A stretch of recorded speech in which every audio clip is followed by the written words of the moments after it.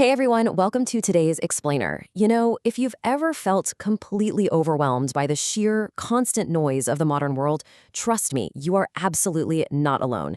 Today, we're going to be exploring a really fascinating ancient psychological framework that was designed specifically to quiet all that noise. We're unpacking the 8 limbs of Ashtanga Yoga, which, as our source material reveals, is actually this deeply profound, step-by-step methodology for mastering and ultimately transcending the human mind. Okay, let's dive into this. So when you hear the word yoga, what immediately pops into your head? Right. For most of us today, it's physical postures, maybe some expensive stretching pants, and rolling out a mat in a really crowded, heated studio. But I want to immediately challenge that common modern assumption.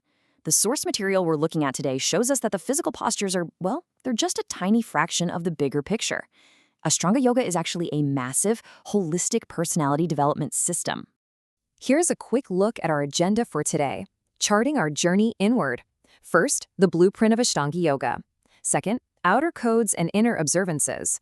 Third, mastering the body and breath. Fourth, disconnecting the sensory organs. Fifth, cultivating unbroken mental focus. And finally, achieving supreme spiritual absorption. All right, Section 1, the blueprint of Ashtanga Yoga, which is a systematic methodology. The foundation for all of this comes from a text called the Patanjali Yoga Sutras. In looking at this structural hierarchy, it becomes clear that Patanjali didn't just casually throw out philosophical ideas. No, he proposed a documented, highly structured, step-by-step methodology. The source explicitly groups these 8 limbs, starting with what are known as Bahiranga Sadhana, or external disciplines. These are the practical tools that help us manage our messy interactions with the outside world before we even attempt to sit down and find any sort of internal absorption. I mean, think about it. You really can't quiet your mind if your external life is in absolute chaos. Let's move to and see how this builds in Section 2, outer codes and inner observances, specifically the yamas and niyamas. So these first 2 limbs dictate how we interact with the world and ultimately with ourselves. You can think of them as a contrast. The yamas are all about avoidance and prohibition. They're essentially the rules of self-restraint for how we transact with society and the external world. Niyamas, on the flip side, are your personal obligations. They're the commitments and consistent practices you do strictly for your own inner world. Put them together, and they act as the ultimate blueprint for both social welfare and personal growth. Let's demystify these 5 yamas by looking at their modern equivalents, because they're incredibly practical. First up is ahimsa, which is nonviolence. And that's not just physical, it means being nonviolent in our thoughts and our speech, too. Then there's satya, which is truthfulness, basically aligning your words with your actions. Asteya means non-stealing, and the source fascinatingly broadens this to mean avoiding any unfair transaction whatsoever or even desiring things that just aren't yours. Brahmacharya is essentially energy management, directing your vital energy away from fleeting desires and funneling it toward personal growth. And finally, aparigraha. This one hits hard today. It translates to non-possession, but it's essentially an anti-greed, anti-hoarding principle. It's asking us to live simply, without hoarding or attaching ourselves excessively to material stuff.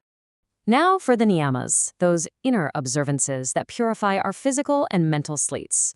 First, we have shaucha, meaning internal and external cleanliness. That covers everything from a nutritious diet to literally clearing out toxic thoughts. Santosha is contentment. Tapas is discipline and penance, learning to endure life's crazy challenges without extreme emotional reactions. Swadhyaya is the dedication to study and real self-discovery. And Ishvara Pranadhana is surrender.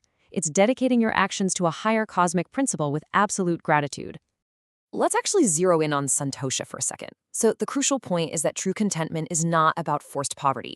It's not passivity or walking around feeling dejected. According to our source material, Santosha is a profound awareness of the constraints of the material world. It is about abstaining from the absolute obsession of ownership. You can definitely still actively create and use resources for the benefit of society, but your internal serenity remains completely independent of whether you win or lose those external possessions. Pretty powerful, right?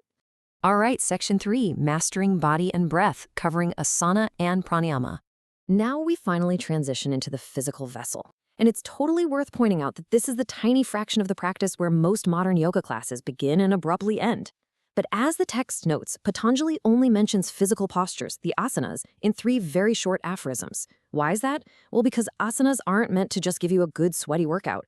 They are described as steady, comfortable postures meant to improve your balance and stamina so that the physical body can actually withstand the intense dualities of sense experience. It's literal preparation, making the body strong enough to sit still for deep mental stability. Paired closely with asana is pranayama. If asana stabilizes your body, pranayama masters the life force, or prana, through the regulation of breath. This includes specific techniques for inhaling, exhaling, and retaining breath. The source text explains something super interesting here.